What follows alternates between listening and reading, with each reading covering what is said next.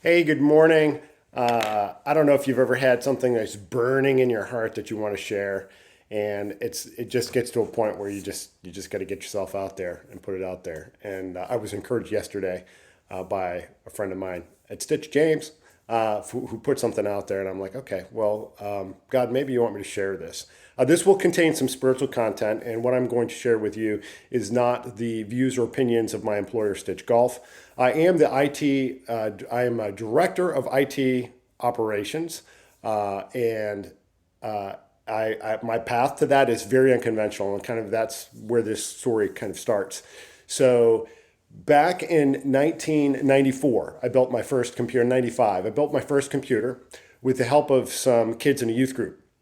They helped me like order all the parts, and I got all the parts together, and I was so excited, and I couldn't wait for them to come over and give me a hand putting together this computer.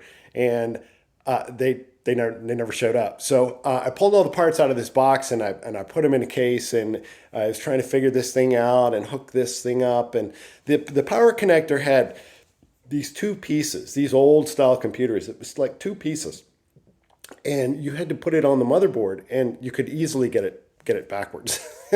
And so I did. I got it backwards, and when I turned it on, I immediately smelled smoke, and I started like unplugging everything.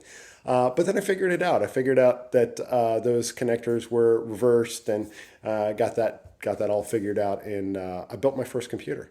And man, that was the starting point. I am an IT director right now for a great brand that is just produces some fantastic product. This shirt, I'm very proud to be wearing this shirt this morning. And I didn't go to school for this, and I'm not certified.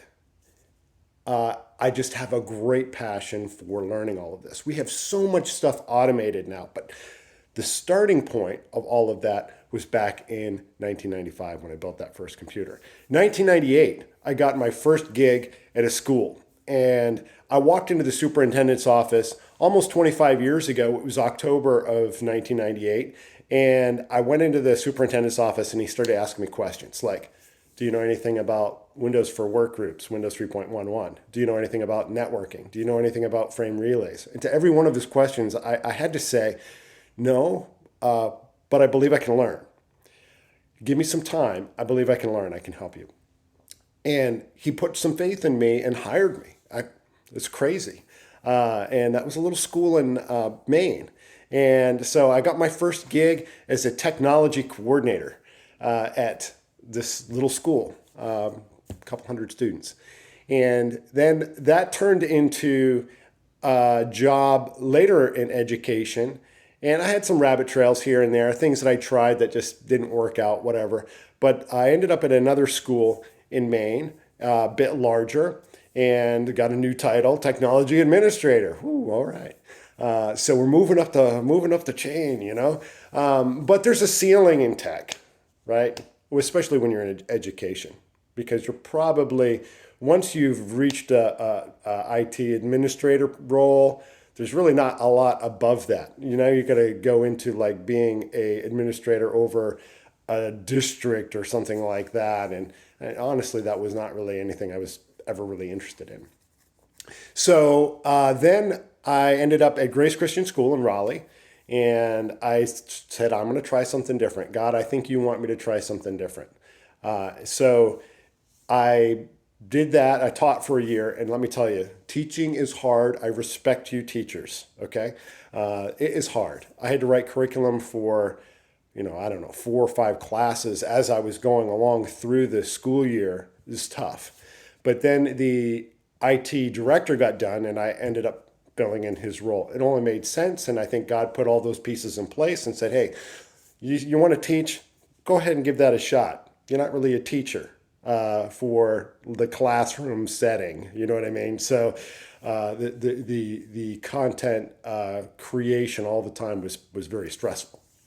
So I was IT director there for a few years, and kind of like built the network up to as best as it could be. And then I ended up just kind of like, again, hitting that ceiling. So I said, well, I'll try something different.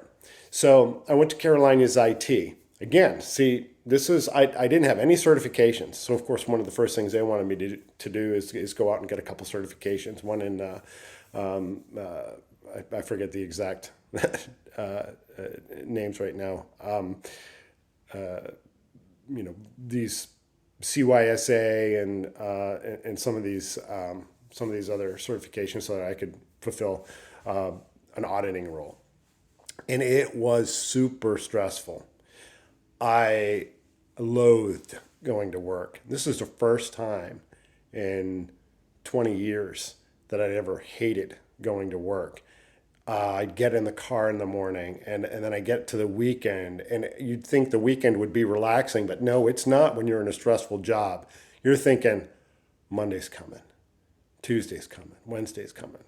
Oh, good, Friday, and I'll get a break. But then when you get out of work on Friday, you're just like, oh, Monday's only a couple days away. And it's hard. It's very stressful. So I left that, and Alex and the team brought me on at Stitch. I knew Alex from Grace Christian, and Alex brought me on at Stitch. Just a tremendous amount of faith that somebody put into me. Alex, thank you. You invested energy into me and to help draw out of me what I am today and what I can be for the company. People put faith in you. It really changes your path. I want to tell you a couple things. One, we can't in our humanness get something from nothing. We create using parts, right? Those parts come from somewhere. They come from the ground. But God, back in God's creation, He spoke and it was. He brought things into existence. And now those things that are existing are the things that are kind of like in our hands that we can manipulate. And also, back at creation, when He creates man, do you think some of God's creativity got implanted in us? Absolutely. And so my desire for technology at this time, like I exist in this moment for a reason. And I was growing up at a time when I was aligning with what God had kind of like planted in me to do. Commodore 64 when I was a teenager, getting into that and starting to build some interest, and then building my own computer, and then getting my first gig. And all of these things are threads that bring us forward into all sorts of different areas. But let me tell you where the differentiator is. The differentiator is when somebody puts faith in you and invests time and energy in you. That's not something that you can do yourself. That's not something that you can say, I can go get this certification, and just by fulfilling this, I'll make more money. Well, the money's not going to make you happy anyway. But fulfillment will. And so when you get aligned with fulfillment, that is way more important. People investing in you is key to your success down the road. And so this is what I want to get to right here. This is what I want to share with you. I would like to start building a community, starting today, a community of people just that will pour into each other, that will invest some energy into each other, that will put faith into each other.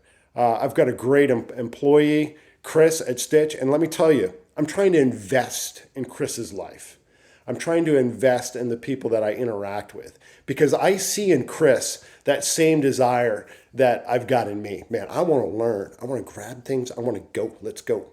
And so if investment in your life is something that you're looking for, this resonates with you, you're like, oh man, you know what? I don't really have anybody investing in my life.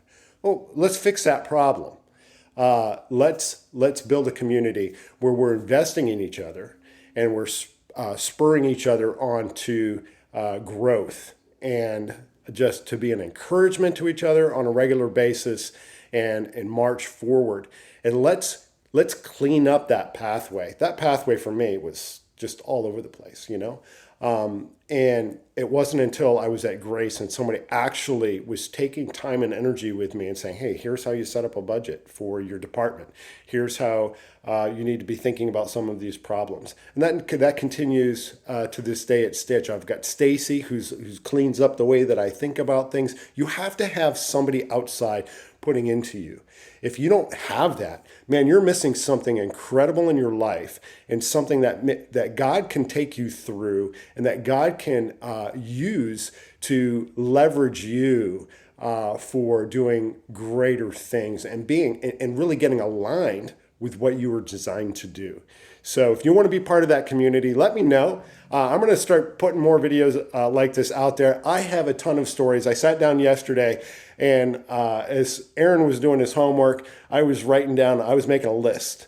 What are all the stories that I have from my experience? And I'll tell you, a lot of them are funny, just stupid things that people do, and stupid things that happen. But a lot of them have an element of humor to them. I'd like to share them with you guys. So it'd be an encouragement as well at the same time. So look for some more of these videos coming. I hope you guys have an awesome Friday. Thank you.